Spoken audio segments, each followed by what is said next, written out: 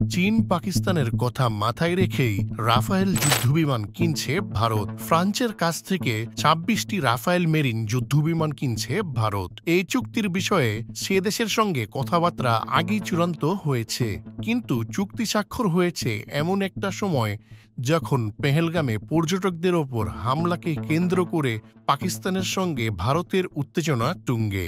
বার্তা সংস্থা রয়টার্সের তথ্য অনুযায়ী ৭৪০ কোটি মার্কিন ডলার ব্যয় করে ফ্রান্স থেকে যুদ্ধবিমান কিনছে ভারত। এই যুদ্ধবিমান আইএনএস বিক্রান্ত থেকে পরিচালিত হবে। পুরনো যুদ্ধবিমানগুলোকে ধীরে ধীরে সরিয়ে এই আধুনিক যুদ্ধবিমান ব্যবহার করার কথা ভাবছে ভারত। দেশটির প্রতিরক্ষা মন্ত্রণালয়ের পক্ষ থেকে বলা হয়েছে, এই বিমানগুলো সরবরাহের কাজ ২০৩০ সালের মধ্যে সম্পন্ন হবে।